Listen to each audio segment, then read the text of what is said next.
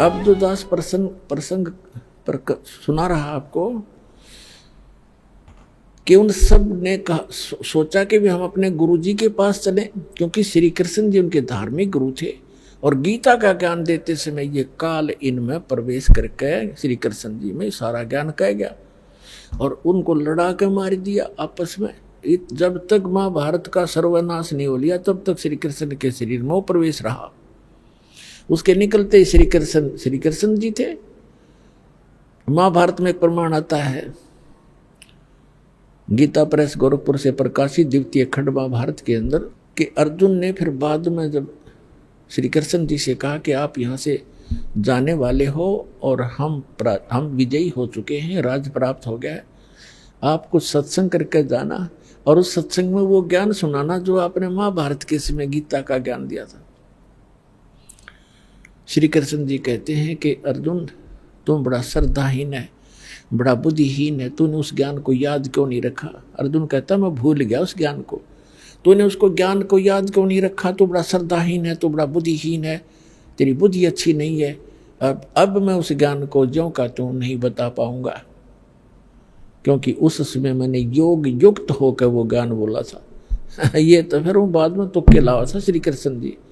जैसे एक प्रेत किसी में बढ़ के बोल देता है, बाद में उस आत्मा को पता नहीं मैंने क्या बोला था, और ही बताते हैं आपने ऐसे बोला था, ऐसे कहा था, तो बाद में फिर वो कहने लग जाता है कि मैं ऐसे बोला ऐसे बोला, उसको पता कुछ नहीं होता। अब जब श्री कृष्ण जी कहते मुझे तो याद नहीं, मैं उसको दोहरा नहीं सकता ज्यों का त्यों, और तूने क्यों नहीं याद रखा बुद्धिहीन। पुण्यात्मा दास ये सत्संग कर रहा है और आप कोई प्रथम बार सत्संग सुनने आया तो 20% याद रहेगा आपके, और वो भी कुछ दिनों के बाद। और मुझसे कभी सुन लेना तभी सुना दूंगा यदि मैंने अपने होश हवास में बोल रखा है। और जब ये कहना कि मैं योग युक्त होकर ये बोला था ज्ञान, जब तक युद्ध का आमने सामने सैनिक खड़े वहीं कलेजा हिल जाए आदमी का, वहां योग युक्त हो गए तो अब पीस ऑफ माइंड था, तब योग युक्त होने में क्या बिजली गिरे थी उसके। तो नहीं, श्री कृष्ण जी ने वो ज्ञान नहीं बोला था। तो इस प्रकार ये काल ऐसे कर्म करता है। तो जब श्री कृष्ण जी के पास वो पहुंचे पांडव, तब श्री कृष्ण जी थे, वो काल नहीं था उसमें। तब श्री कृष्ण जी ने कहा कि तुमने जो महाभारत के युद्ध में बंधुघात किया है, भाई मारे, चाचे ताऊ मार दिए, गुरु जी मार दिए द्रोणाचार्य जैसे, और करोड़ों बहन विधवा होगी, वो पाप दुखी कर रहा है युधिष्ठिर को, क्योंकि जो राजपद पर बैठा उसको प्रथम लपेटेगा। तो फिर पांडवों ने कहा कि भगवान इसका कोई समाधान भी बताओ, आपत्ति तो आ गई है। ये 3 ताप के अंतर्गत आता है कि वो आत्माएं सता रही हैं, इसको प्रेत आत्माएं सता रही हैं। श्री कृष्ण जी से फिर उन्होंने पूछा इसका समाधान बताइए। श्री कृष्ण जी ने कहा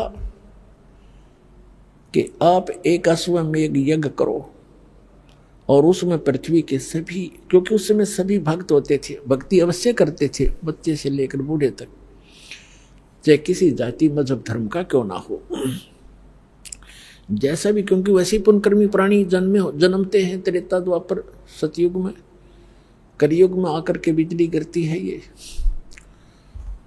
और कहा कि स्वर्ग लोक के देवताओं को भी आमंत्रित करो, इन सबको बुलाकर और धर्म यज्ञ करोगे तब तुम्हारा समाधान होगा। और एक यज्ञ, इस यज्ञ के अंदर सभी महापुरुषों को खाना खिलाओ, स्वर्गलोक के देवताओं तक, ऋषियों को, महापुरुषों को, संतों को, भक्तों को, रिश्तेदारों को, बहनों को, सबको बुलाओ। और फिर उसका एक लक्षण होगा यज्ञ सफलता का, यज्ञ की सफलता का एक चिन्ह बताया कि एक सुसज्जित स्टेज बना के, अलग से एक स्थान बना करके, एक मेज, और उसके ऊपर एक 5 मुख का शंख रखा जाएगा।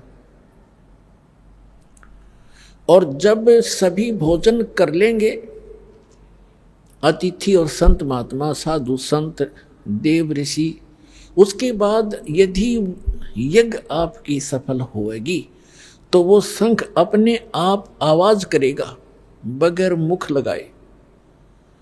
और यदि शंख नहीं बजा तो समझ लेना आपकी यज्ञ संपूर्ण हुई नहीं, आपका दुख निवारण नहीं होगा। अपने आत्माओं, अर्जुन तो भुगत भोगी था, गीता का ज्ञान कानों से सुन रहा था, और नैया बात तो उसका याद थी कि तुमने कोई पाप नहीं लगेगा। इस बात पर तड़ ही रहा था, वो सोचा था किसी तरह टल जा, बोला उस युद्ध करना चाहे नहीं था, यहाँ तक कह दिया था कि हम भिक्षा का अन्न मांग कर खा लेंगे पर हम ये जुल्म नहीं करेंगे। लेकिन फिर इसी दुख से तो दुखी था कि पाप लगेंगे, और पाप का समाधान उसमें सबसे पहले कर दिया कि तुझे पाप नहीं लगेंगे, मन न मार रखे तो युद्ध कर ले। अब जब उसने ये सुना कि तुम्हारे को वो पाप दुखी कर रहे हैं जो तुमने महाभारत में हत्याएं की है, अब अर्जुन के मन में वह बात घनी खटक गई, लेकिन उसको अंदर ही समा गया, अंदर ही वो घूंट पी गया अपने, कि यदि मैं आज चर्चा कर दूंगा भगवान श्री कृष्ण से कि आप जी जब गीता ज्ञान सुना रहे थे तब तो ये कह रहे थे, अब ये पाप कहाँ से आ गए हमारे ऊपर।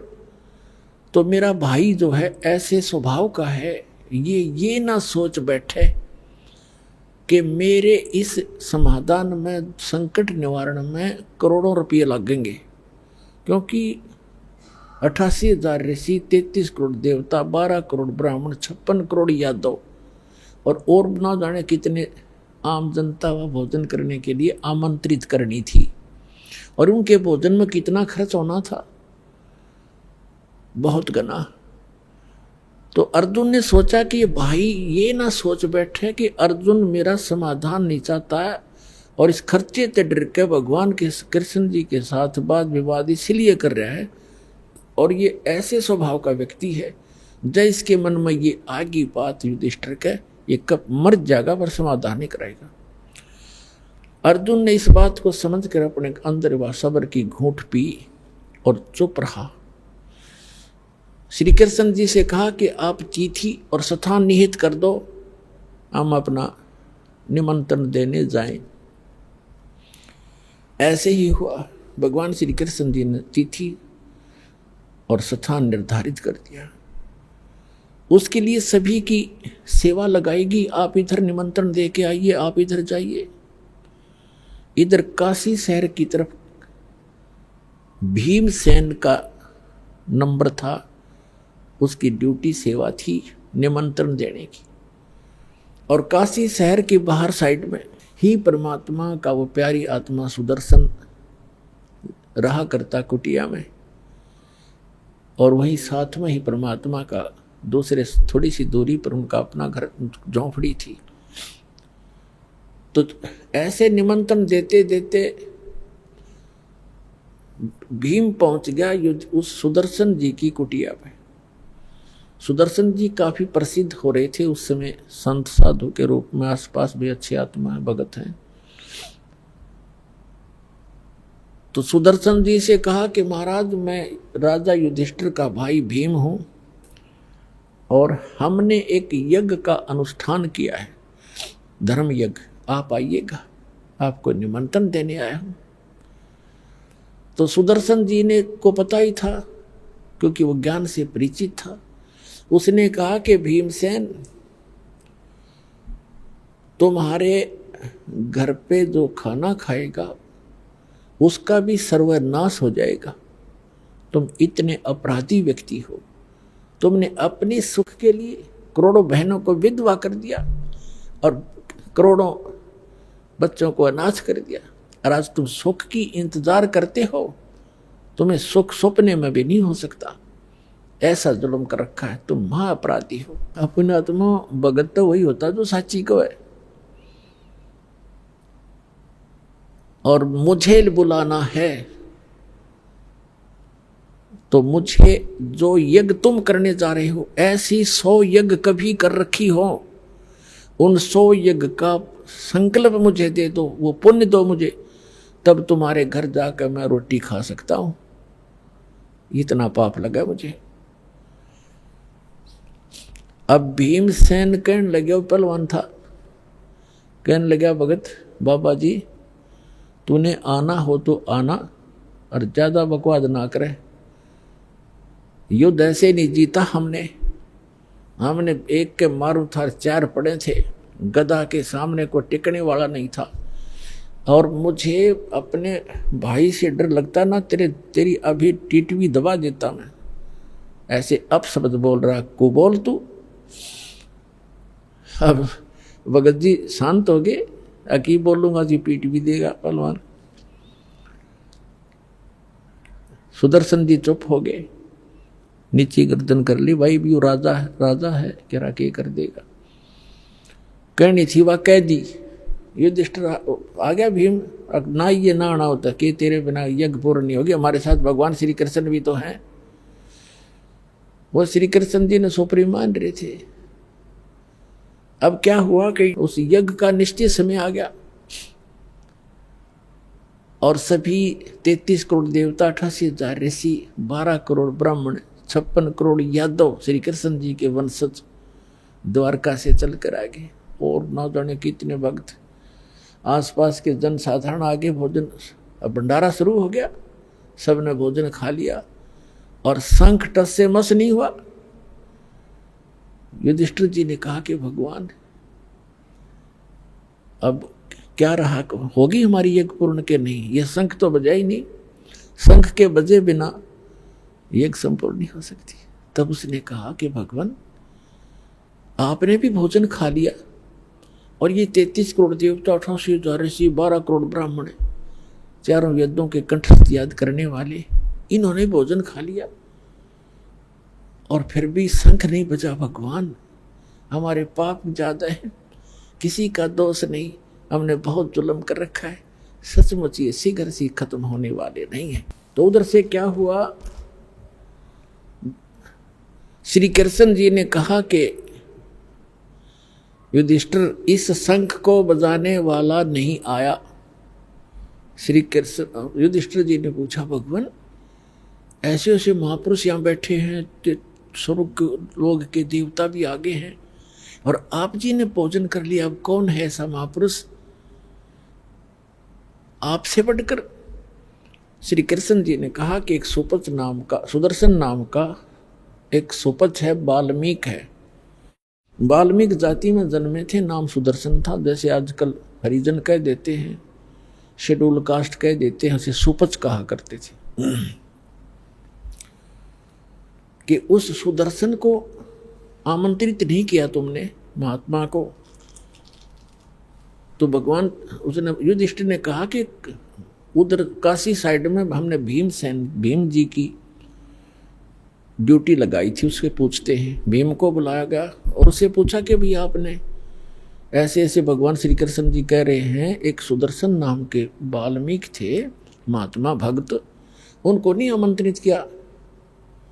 भीमसेन कहने लगा कि मैंने उसको निमंत्रण दिया था, लेकिन वो तो कबूल आदमी है, वो तो ऐसी बकवाद करने लग गया, तुम तो अपराधी हो, तुमने जुल्म कर रखा है, करोड़ों बहन विधवा करके आज तुम राज कर रहे हो और तुम्हारे घर पे मैं अन्न उस समय खाऊंगा, तुम ऐसी ऐसी यज्ञ जो करने जा रहे हो 100 कर रखी हो, उसका फल मुझे दो तब मैं रोटी खाऊं, ना तो पाप लगे तुम्हारे अन्न खाने वाले को भी, इतने अपराधी हो तुम। अब श्री कृष्ण जी को पता था यो भी मोटे दिमाग का है, इसने कुछ बकवाद करी होगी। तो श्री कृष्ण जी ने पूछा फिर आपने क्या उत्तर दिया? कि मैंने उसे ये उत्तर दिया कि तूने आना हो तो आ, न तेरे आने से न आने से क्या मैं हमारा काम अड़ जाएगा, और मुझे आपसे और भगत हमारे भाई से डर लगता था ना, उसको मैंने कहा कि मैं उनसे ऐसे डरता हूँ ना, तेरे को कभी टीटवी दबा देता तेरी, मैंने ये कह दिया। कृष्ण जी ने कहा कि देखो भैया, साधु संतों के साथ बकवाद नहीं की जाती, उनको आपने तो और पाप इकट्ठा कर लिया, उनकी आत्मा दुखा के। वो ठीक कह रहे थे, उन्हें गलत क्या कहा? क्या जीव हिंसा का पाप नहीं होता? और आपने गलत किया। चलो मेरे साथ, पांचों पांडव और छठे श्री कृष्ण भगवान रथ लेकर वहां पहुंचे। 1 किलोमीटर दूर रथ रोक दिया, 1 मील, और कहा नीचे उतरो। नंगे पैरों चले वहां से, रथ पीछे पीछे आ रहा है खाली। और जाकर के श्री कृष्ण, और उसमें क्या हुआ कि सुदर्शन जी ने अपने पूज्य गुरुदेव करुणामय जी से कहा कि महाराज आज मेरे से गलती तो बन गई। क्या भाई? कि भीम आया था, माँ उसका युधिष्ठिर का राजा का भाई, और ऐसे ऐसे कोई यज्ञ कर रहे हैं वो, और उन्होंने मेरे से कहा, मैंने उनको ये कह दिया। परमात्मा बोले भाई तूने सही कह दिया, साधु संत तो साची ही कहा करते हैं, गलती नहीं की बेटा, पर बताऊं उनका यज्ञ पूर्ण ना हुए, उसको वो फेराओगे तेरे पास। सुदर्शन ने सोचा वो फिर सिर में दर्द करेंगे तो खिसक ले यहाँ से। वो वहां से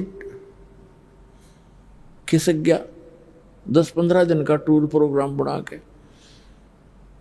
अब परमात्मा ने देखा भगत की इज्जत रखनी जरूरी होती है, आप ही आकर बैठ गए सुदर्शन रूप बना के कबीर परमात्मा करुणा में।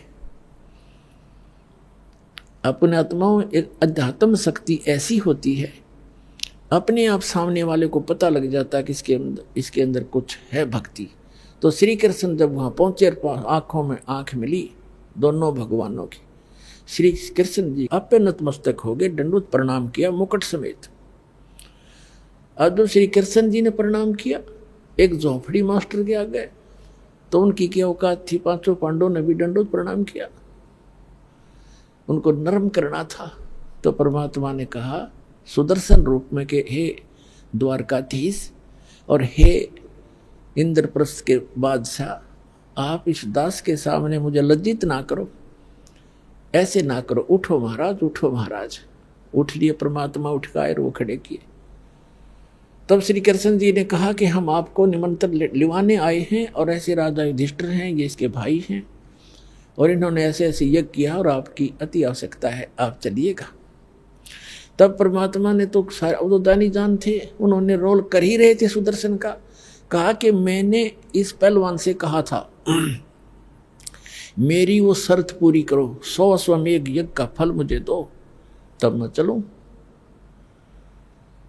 अपने आत्माओं चारों युग में मेरे संत पुकारे, को के कहा हम हेल रे, हीरे माणक मोती बरसे ये जग चुगता ढेल रे।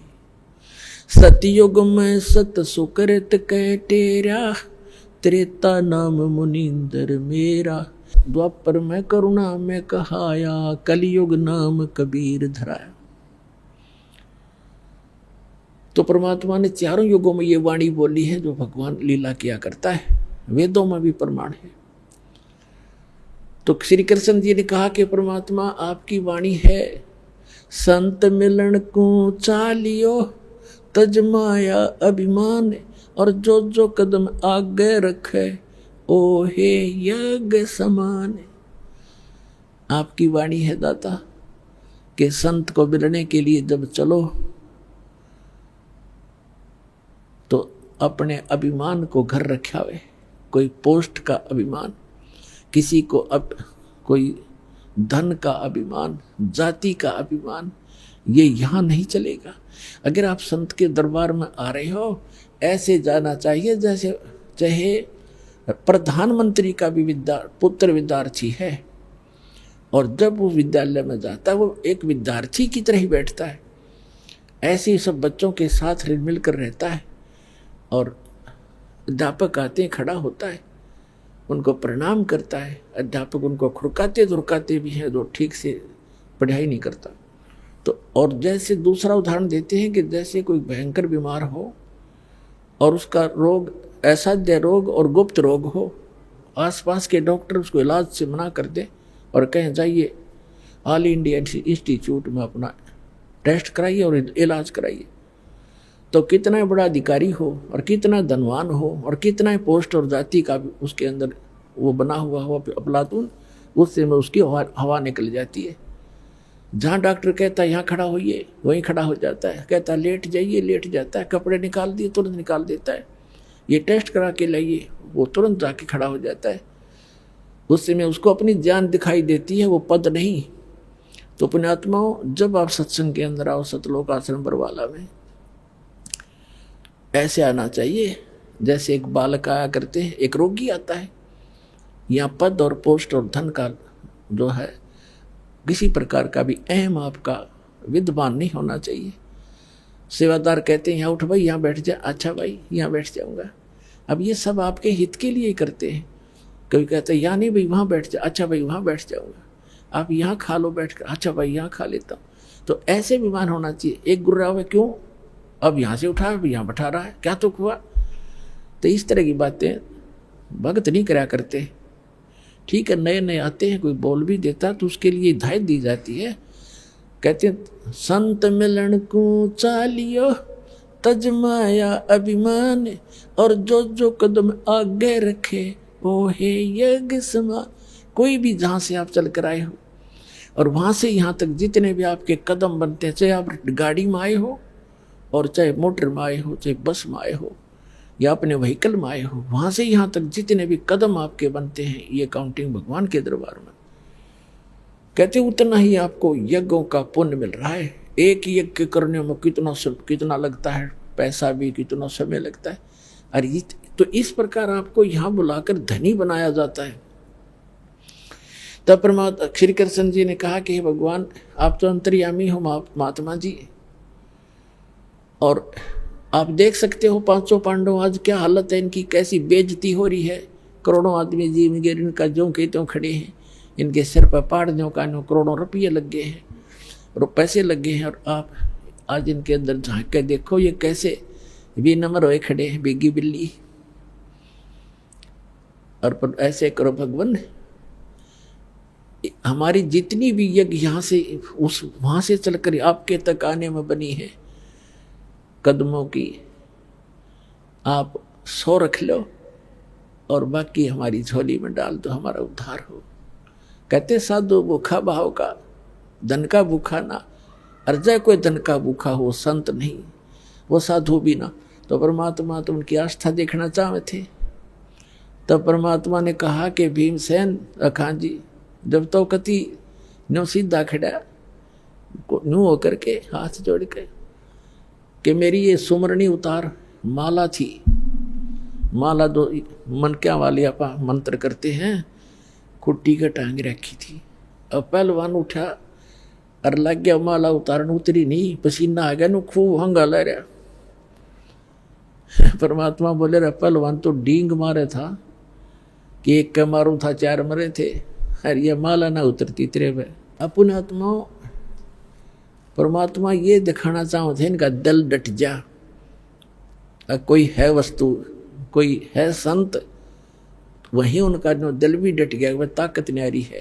परमात्मा ने हटका कि आजा खड़ा हो जाए इधर, और ऐसे हाथ किया था, अपने आप माला उतर कर मालिक के हाथ में आ गई बैठे बैठे के। और फिर परमात्मा बोले भाई, मर्द गर्द में मिल गए वो रावण से रणधीर, कंस के सी चाणोर से वो हिरना कुश बलबीर। तेरी क्या बुनियाद है तू जीव जन्म धर लेत, गरीब दास हरि नाम बिना तुम्हारा खाली रह जा खेत। कहते इस ताकत की यहाँ नहीं चलती, यहाँ तो राम नाम का धन होना चाहिए, ये शक्ति के संग्रह होनी चाहिए, तो आपका आगे भविष्य सुधरेगा। और जब पहली बार भीम गया था तब उसने, चलिए लंबी कथा बन जाएगी, हम इसको यहीं छोड़ते हैं। तो परमात्मा ने कहा कि चलो, परमात्मा बैठाए रथ में, श्री कृष्ण रथवान बने और पांचों पांडव छठे परमात्मा बैठा कर लाए। अब वाल्मीकि जाति के व्यक्ति कैसे रहते थे, आदिवासी की तरह, कपड़े मैले कुचेले से, दाढ़ी बड़ी हुई, सिर की छोटे छोटे बाल पड़े और जूते टूटे हुए, धूल लगी हुई पैरों में, धोती सी बांध रखी, लपेट रखी, और यज्ञ के अंदर बैठे हुए मुंडलेश्वर ऋषि, 9 मोटे मोटे पेटाड़े और गल में जनेऊर तिलक लगा रहा खेर, नो आसन न्यारे न्यारे ला रहा खेर, दच के बैठे सारे 33 करोड़ देवता, 88,000 ऋषि, 12 करोड़ ब्राह्मण, 4 तिलक लगा के। और उस सभा के अंदर जब कबीर साहब प्रवेश हुए तो सभी देख रहे हैं कि ये किस, और वो क्या कह रहे हैं आपस में कि इनके पाप ही इतने हैं, अब शंख कैसे बजे? इन घोर पाप कर रखे। अरे जब इन पाप कर रखे हैं उसके समाधान के लिए तो संत साधु बुलाए जाते हैं। तुम्हारा टिंडे लेना आए थे जब हम कुछ, तुम्हारे पास कुछ है ही नहीं थे। और उल्टे उसको कहते हैं, जब परमात्मा प्रवेश हुए कबीर सुदर्शन रूप में और मुंह पर परने करके ये ले यू करेगा इनका यज्ञ, यूँ करें एक दूसरे ने। श्री कृष्ण जी ने कहा द्रौपदी बढ़िया भोजन बना दे, ये महापुरुष खाना खाओगा और प्रसन्न हो गया ना खाना खाने से, तो तुम्हारा शंख बजेगा। अब द्रौपदी ने तो नौकरों का भी सहयोग नहीं लिया, अपने हाथ से रोटी बनाई, क्योंकि फंस रहे हो तक कति बुरा हाल हो रहा, इतना धंधा लिया और बात न्यो की न्यो। अपने हाथों खाना बनाया, कचौड़ी पकौड़ी दही बड़े जलेबी हलवा पूरी खीर सारा कुछ बना के न्यारी न्यारी कटोरिया और थाली में सजा के रख दी। परमात्मा सुदर्शन जी ये सुदर्शन रूप में बैठे थे तो मालिक ही। अब द्रौपदी ने न्यू सोचा था कि ऐसा बढ़िया भोजन बना दिया, यो घास फूस खाने वाला व्यक्ति जंगल में रहता है, आज खा के भोजन ने न्यारे न्यारे पकवान उंगली चाटता रह जाएगा, 100 जगह गुण गाओगा मेरे। अब भोजन खिला द्रौपदी ने।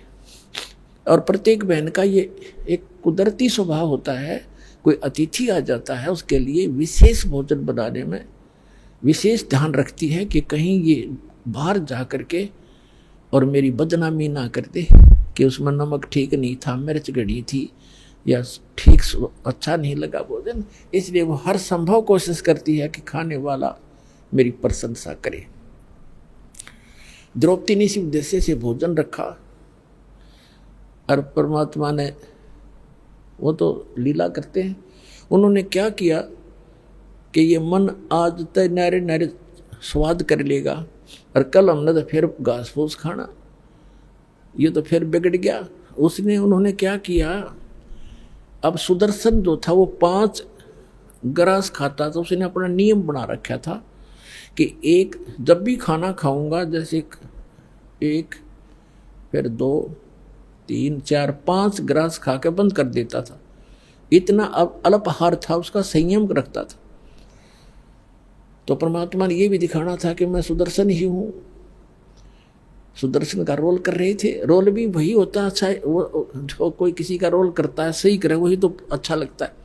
तो परमात्मा ने वो सारी कटोरियों में से थोड़ा थोड़ा भोजन ठाठा के, खीर भी हलवा भी पूरी भी तोड़ दी छोटी सी, और कचौड़ी भी पकौड़ी भी दही भी उसका भाई मिला ली और लगे न्यू करने। अब द्रौपदी देखा बेटी बेटी अक मैंने तो 1 घंटे तक तुम्हें मांग फुड़वाई, अरे यू का के शंख बजाओगा, गल युग सूदर का सूदर ही राज ने खाना भी ना आता। यो मन बड़ा बदमाश है, 1 मिनट में पता नहीं क्या सोच जा और कर्म बिगड़वा दिए। परमात्मा जानेंगे क्योंकि वो अंतर्यामी थे। द्रौपदी तक घनी न सोच रही है कि हमारा जैसा आहार और भोजन इनको कितना ना मिलता, ठीक से। अब परमात्मा ने एक बार खाया, शंख बोला, वहाँ रखा, दूसरी बार खाया, फिर बोला, 5 बार में जितना थाली में डाला था खा लिया, और 5 ही बार वो शंख बज के बंद हो गया। युधिष्ठिर बड़ा खुश हुआ कि हे भगवान बड़ी दया हुई आपकी, ऐसा महापुरुष आ गया और हमारा काम बन गया। तो श्री कृष्ण जी ने कहा काम को नहीं बना भी, यू शंख तो कंटिन्यू बजना चाहिए था, बहुत देर तक बजेगा, ये तो 5 बार बजा है, इससे बात नहीं बनी। तो श्री युधिष्ठिर ने कहा कि अब किसको बुलाओगे भगवान, हकीम और कोई बुलाना बाकी नहीं रह रहा। इस आपने के वाल्मीकि दिखाई दे है यो हरिजन सा, इसके एक बाल के बराबर ये 3 लोक नहीं है, इतना सिद्धि शक्ति युक्त है ये सुदर्शन। अब श्री कृष्ण जी विवेशक तो हम अंतर्यामी मानना थे, इतने अंतर्यामी नहीं थे, पर आभास जरूर था कि ताकत है इनके अंदर। तब श्री कृष्ण जी ने कहा कि अपने घर में कमी है कोई, वो देखेंगे। द्रौपदी बुलाई और द्रौपदी से कहा कि बहन आप जी ने जब ये खाना खा रहे थे महात्मा, आपके मन में कोई दोष तो नहीं आया? सच्ची बताना अब, नहीं तो बात बिगड़ जाएगी। तो द्रौपदी ने सारी सच्ची बता दी कि महाराज मैंने 1 घंटे तक भोजन तैयार किया, न्यारे न्यारे आइटम बनाए, और मैंने ऐसे ऐसे सोचा था कि उंगली चाटता रह जाएगा महात्मा और बड़े गुण गाओगा मेरे। इन्होंने जब सारा इकट्ठा कर लिया तो मेरे मन में न्यू दोष आ गया कि यू शड़ियल सा आदमी है, नहाना दौड़ा इसने, और ये इसने खाना भी ना आता है, किसके शंख बजाओगा? कृष्ण बोला द्रौपदी तने तो भट्ठा बैठा लिया, तन्ने मोल ले लिया कि साधु को अपने घर बुला के तेरे पे एहसान किया इसने, आ करके तेरे घर का टूक खा लिया, तेरा तू उद्धार करने के लिए आया था अपना। अब बोली कैसे?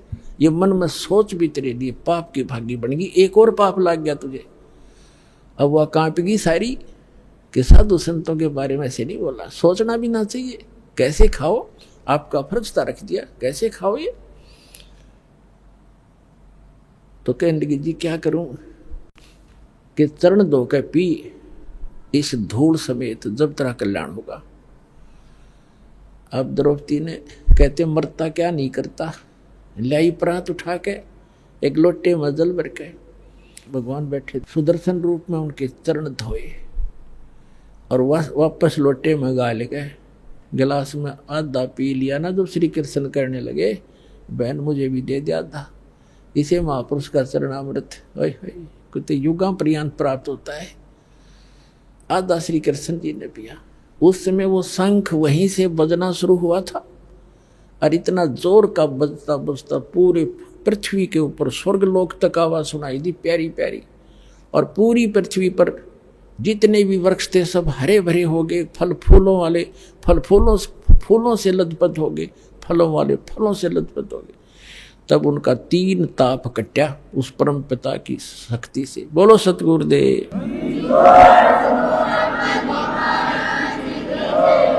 तुम कौन राम का जपते जापम, तात कटे ना तीनु तापम, समर्थ का सरना गहो रंग होरी हो, कभू न हो एकाज राम रंग होरी हो। तो पुण्यात्माओं सौभाग्य आपका, आपको ये सुख तो यहाँ फ्री में मिल लेंगे, क्योंकि हम वो 5 यज्ञ कर रहे हैं जो युधिष्ठिर पांडुआ ने एक कई यज्ञ करी थी। आज आप देख रहे हो 5 दिन का समागम चल रहा है और कई हजारों की संख्या में पुण्यात्मा परमात्मा की प्यारी आत्मा आई हुई। ये सभी भक्त हैं, सभी परमात्मा का सुबह उठते हैं, शाम दिन रात चर्चा करते हैं, घर पे जाते हैं, वहाँ भी इतना कोर्स दे रखा है आपको भक्ति का, जैसे बालकों को सलेबस न्यारा होम टास्क अलग से, तो इतना कोर्स दे दिया, इस बिना आपका उद्धार नहीं हो सकता। कभी आरती कर रहे हो, कभी नित्यनेम कर रहे हो, कभी रमैनी कर रहे हो, कभी प्रथम मंत्र, कभी सेकंड मंत्र, फिर वाणी पढ़ रहे हो, कहीं सेवा कर रहे हो, दान कर रहे हो।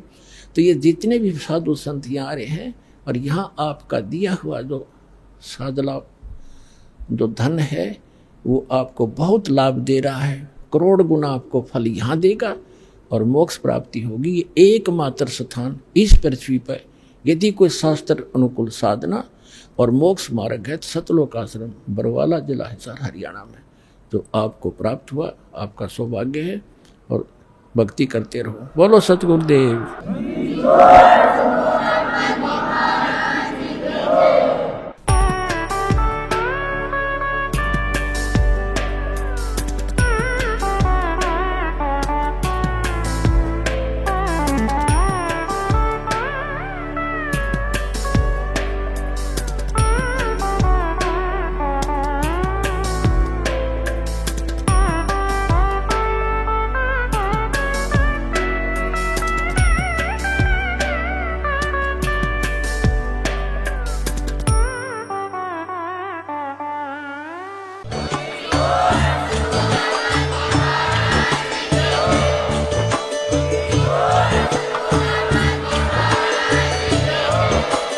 आप सुन रहे थे जगत गुरु तत्वदर्शी संत रामपाल जी महाराज जी के मंगल प्रवचन। अधिक जानकारी के लिए विजिट कीजिए हमारी वेबसाइट www.jagatgururampalji.org।